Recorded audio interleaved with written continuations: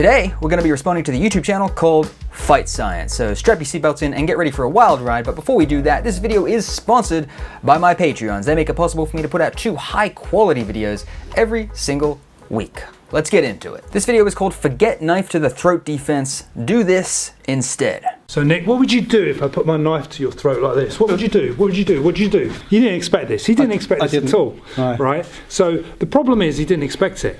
So when you get into this situation, the best way to defend this is, what do you reckon, Nick? What do you reckon the best way to defend this?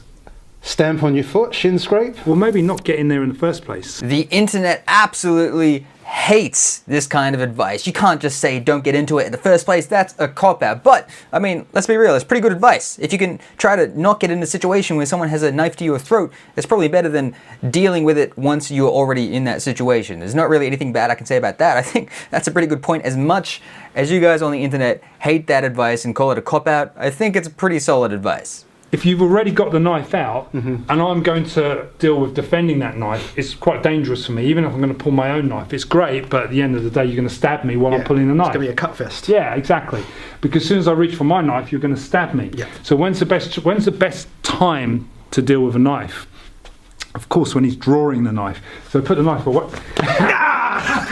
I think this is also a really good point. The best point in time to deal with someone who's attacking you with a knife is to pick up on those pre-contact cues and understand the fact that they are, in fact, about to attack you with a knife and deal with it before they pull that knife out. And the more I train full contact knife defense, the more I think to myself, maybe it's really worth not even training actual knife defense anywhere near as much as I used to, and maybe I should focus 99% of my energy on just picking up on pre-contact cues and learning when to trap it as they're pulling it out, because that seems to be the only real time I get any kind of decent survival rate from these attacks. Knife to your throat is really a lack of situational awareness. You've got to be in a good observational state. So open environment, never stand in an open space, because if you stand in an open space, it's quite easy for someone to walk up behind you.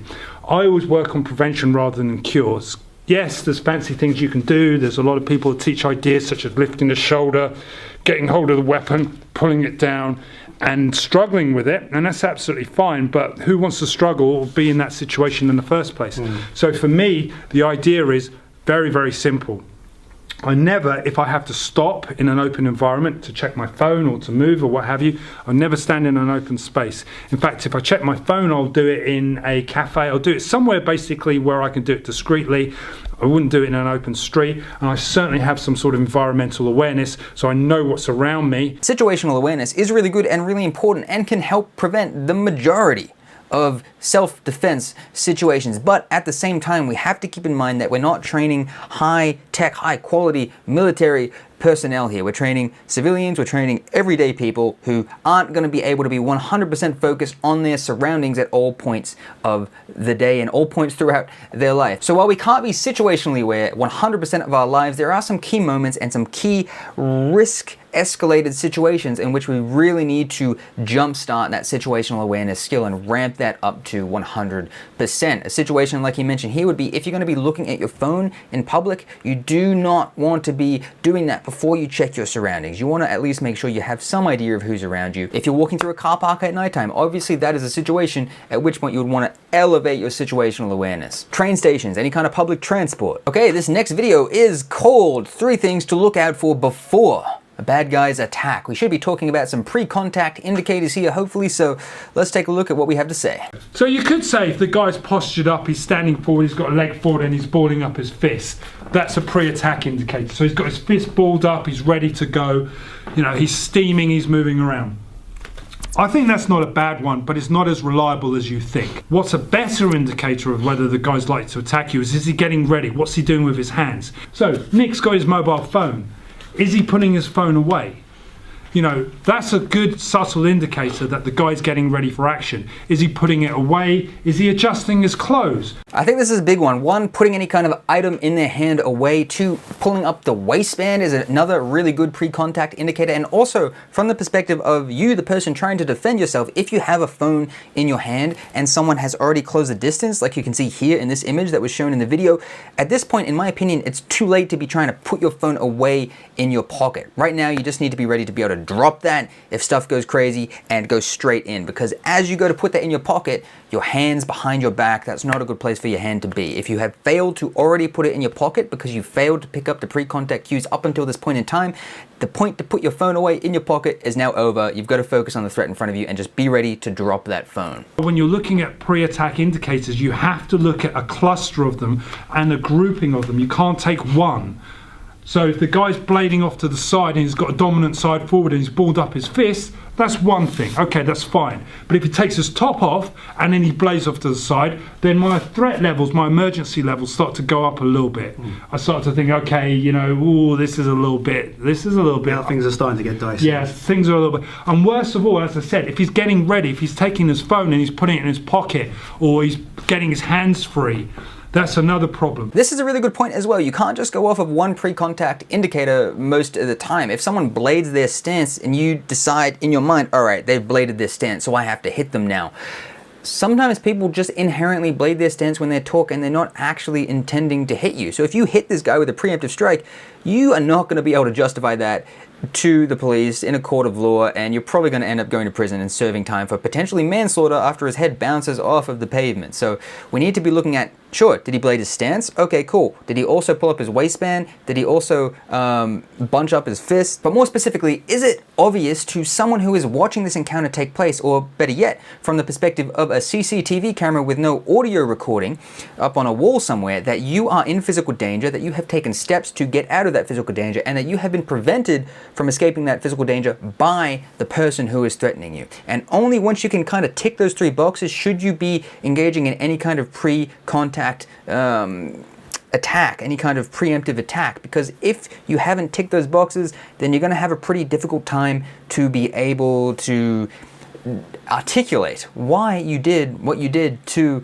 police in court, and you're probably going to end up serving some kind of time or getting some kind of criminal record for that. So I always think to myself, from the perspective of a camera that was mounted somewhere that can't hear what I'm saying, is it obvious that I am under threat? Is it obvious that I have tried to leave that threat? And is it obvious that I have been prevented from leaving by the person who is threatening me? That is assuming if you don't want to go to jail and be made butt buddies with some guy. And if you do want to be made butt buddies with some guy, then, you know, maybe you don't want to tick those three boxes. Sometimes people in our comment section on our videos will say, yeah, if you look down, you just pretend you're a victim, pretend basically, and bang, attack the guy. Well, people play that. That's their pre-attack indicators, that's their pre-attack behavior. So someone who's looking around quite often, why would they look around, Nick? Kind of makes me want to go on somewhat of a tangent to point out the fact that, yes, I do think it's absolutely a good idea to play the victim and then attack if you think you need to do so, but also everyone out there in the world that wants to attack you is not an absolute idiot and is not incapable of applying the exact same tactics that you train to apply. Just because you can do something that you think is a little bit clever doesn't mean that the bad guy can't also do that clever thing. Good bad guys who are good at being bad, yeah, are very clever and they're very good at doing what they do. So don't be surprised if they try to implement the exact same tactics that you implement yourself. Playing the victim, pretending they don't want to hurt you, and then finding an opportunity where they can hurt you and trying to hurt you very quickly and very viciously. That's the exact tactic I think we should take when defending ourselves, but it's also a tactic that we need to be aware of that we may need to defend against sometimes. Just because people aren't standing in front of you with really big, broad shoulders and trying to directly intimidate you doesn't mean they're not a threat. Well, they're looking around for witnesses. Yeah, looking around to see who's around. Basically, it's a case of surveying what's going on, being aware of your own environment. So they're looking for witnesses. That should be an alarm bell going off straight away. Something's going to happen very soon. This look away thing that people do right before they hit is one of the biggest giveaways for me as a pre-contact indicator. When people are looking at you and then they're kind of getting a bit restless and then they look away and they look back, and as they look back, that punch comes in. So if someone's talking to you and then all of a sudden, you know, you're kind of getting bad vibes off of them and they do this look away, you need to be ready to defend against a punch, because there's a 90% chance that's coming your way. All right, now this video is called Why Walking Backwards in Self-Defense Doesn't Work. Let's check it out.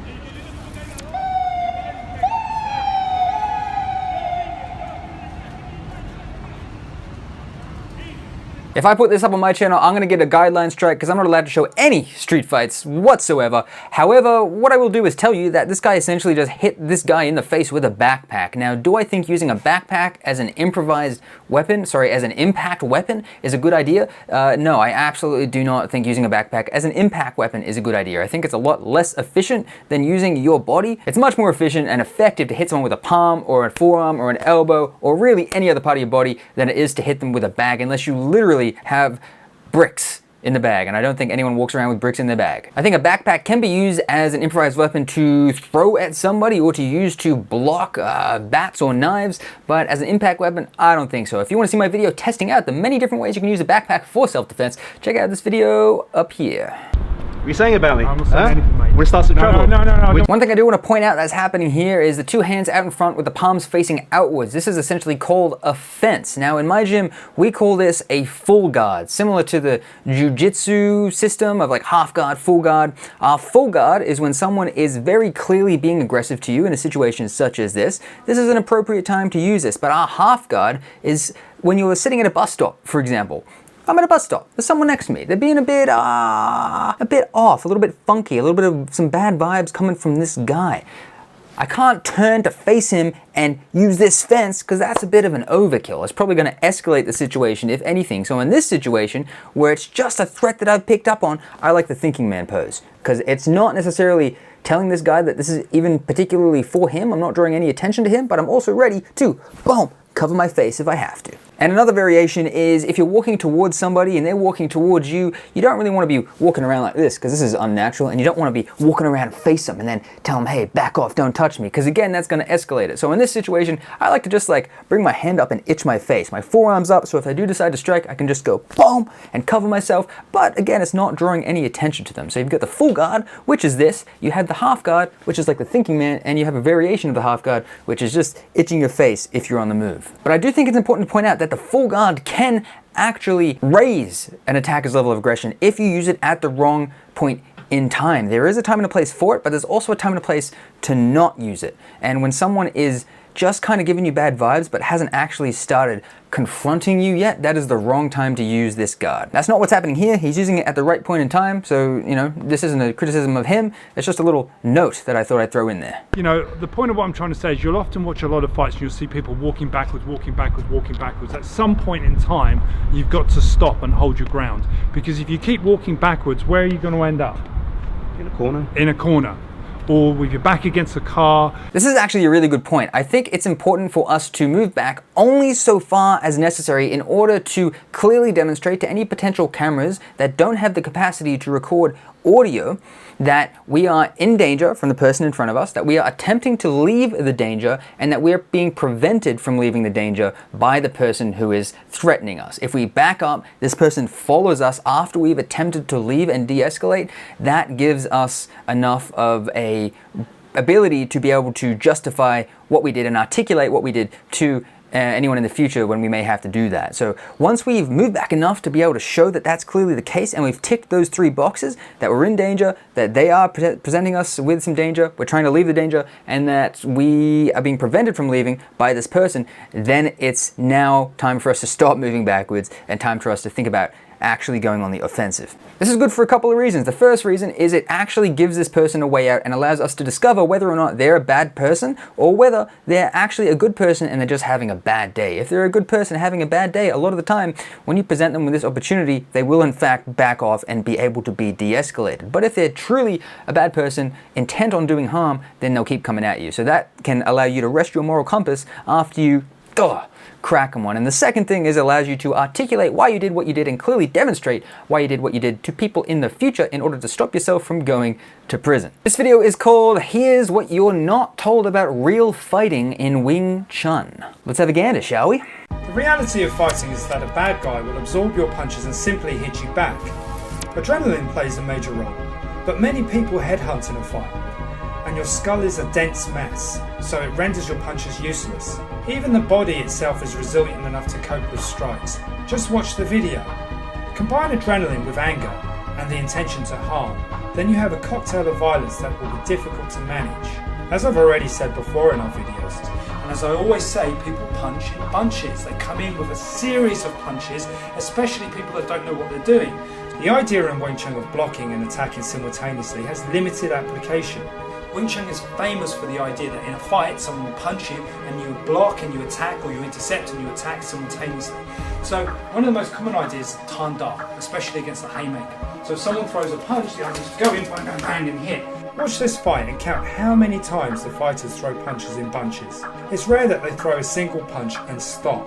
Now let's return to the point that most people can absorb punishment. So, if a punch comes in, one, there's a good chance I might end up trading, because I'm trading this for that. So this is a really good point. He's essentially talking about the martial arts experience that I'm sure most people who have ever done any kind of traditional martial arts have had, where they tell you if someone punches you, you block the punch, and then you do this, and then you do this, and then you do this, and then you do this, but they're failing to account for the fact that this person that you're fighting is not a complete nincompoop, and they can punch you just as many times and just as easily as you can punch them. So by the time you block the punch, there's already another punch coming. You don't have time to do this, and this, and this, and this. You have about as much time to be able to do this, and then the other punches already hit you in the face, and now you're here. So basically what I'm talking about here is the understanding that the person attacking you is just as capable of hurting you violently as you are capable of hurting them violently. They're not going to throw a punch and then stand there and wait for you to throw a punch. They're going to punch you a lot of times really hard trying to kill you. So trying to catch this martial arts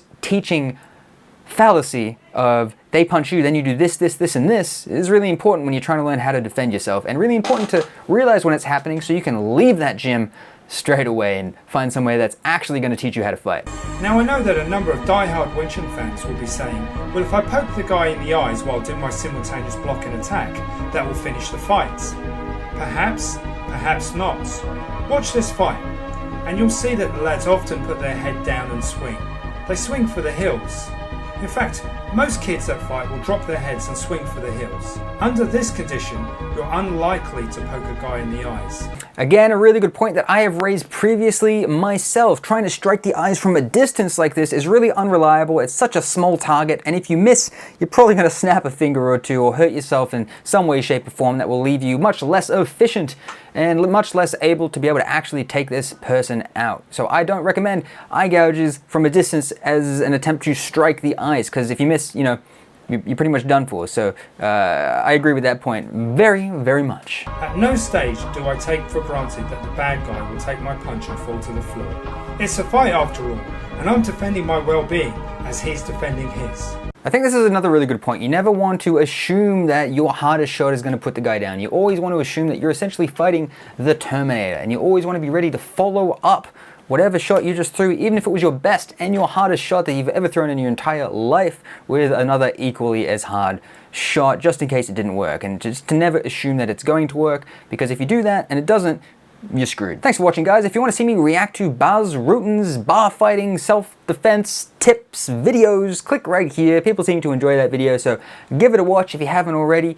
And yeah, thanks for watching. Make sure you subscribe if you haven't. That's it. Cool. See ya.